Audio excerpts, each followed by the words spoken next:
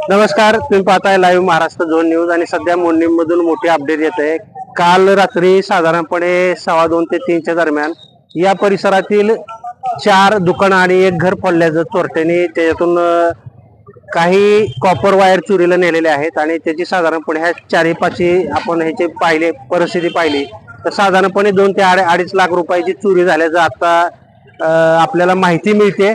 आणि तशा पद्धतीने आता मोडणीमचे जे टेंभोर्णी पोलीस स्टेशन अंतर्गत मोडणीम पोलीस स्टेशन मधील देवकर साहेब असतील ते आता या ठिकाणी सकाळपासून घटनास्थळी पोहोचलेले आहेत आणि साधारणपणे कशा पद्धतीने चोरी झाली हे सीसीटीव्ही मध्ये कैद झालेलं आहे आणि त्या सीसीटीव्हीचं फुटेज ते सध्या घेत आहेत। साधारणपणे मिळालेल्या माहितीनुसार 5 चोर या परिसरात रात्री उतरले होते आणि त्यांनी आपण आता पाहू शकतो या ठिकाणी भैरवनाथ मोटार रिवायडिंग आहे, त्यातील कॉपर तारा जे आहेत वायरिंग जी केलं जातं इथं मोटार रिवायडिंगचं काम केलं जातं। या शटरचं उचकडून त्याने पूर्णपणे शटर उचकटलं आणि त्यानंतर त्याच्यामध्ये असणाऱ्या जे कॉपर तारा आहेत त्या साधारणपणे 1 लाख ते 1.5 लाख रुपये किमतीच्या चोरट्याने रात्रीत गायब केलेले आहेत। आपण समोर पाहिलं तर सागर मोटार रिवायडिंग आहे, त्याच्या मागेही आणखी एक गाळा आहे आणि एकदम शेवटला त्या पद्धतीनं ही दुकानं रात्री अवघ्या अर्ध्याच्या पाऊण तासात फोडण्यात आलेली आहेत। इकडे शिवानंद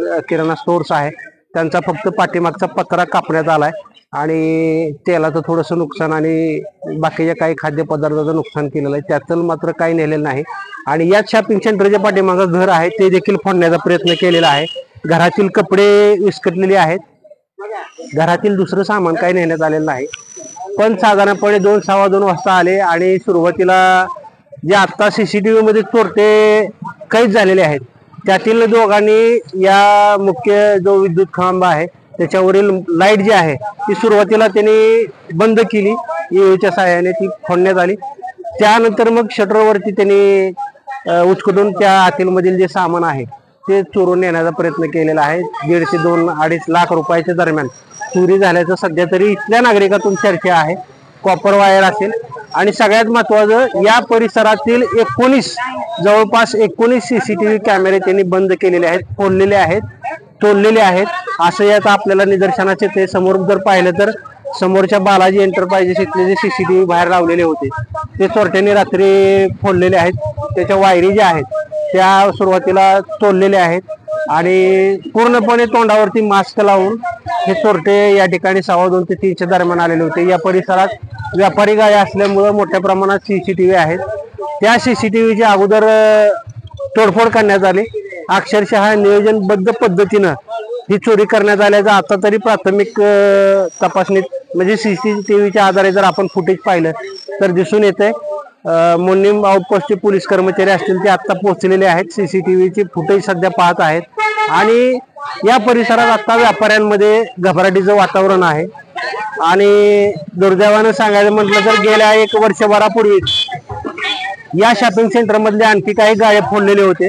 हा पूर्णपणे जे शेतकऱ्यांच्या मोटारी आहेत त्या नादुरुस्त झाल्यानंतर दुरुस्तीचं काम या गाळ्यामधून मोठ्या प्रमाणात केलं जातं, पण याच गाळ्यावरती वारंवार डल्ला मारला जातो।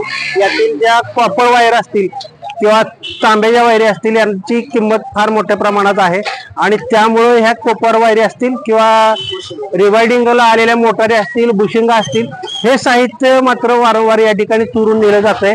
किराणा दुकानातलं सामान मात्र काय नेलं नाही ही आश्चर्याची बाब आहे आणि त्याचबरोबर रिवायडिंग वर्क्स मधल्या दुकानामध्ये तारा ज्या आहेत त्या मोठ्या प्रमाणात चोरीला गेल्याचं निदर्शनास येते आणि या 4 दुकानामधलं जर आपण बघितलं तरी आता प्राथमिक अंदाजामध्ये साधारणपणे 2.5 ते 3 लाख रुपयाची चोरी झाल्याचं कळतंय।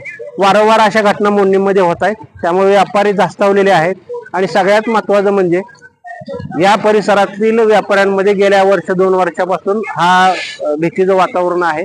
सीसीटीव्ही लावले असले तरी तोंडावरती पूर्णपणे मास्क आणि विशिष्ट भाषा सीसीटीव्ही फुटेज मध्ये कैद झालेली आहे आणि सगळ्यात महत्वाचं अशी चोरी करणारे हे चोर देखील परिसरातील किंवा बोरटे चोर असू शकतात असा अंदाज या ठिकाणी आता वर्तवला जातोय।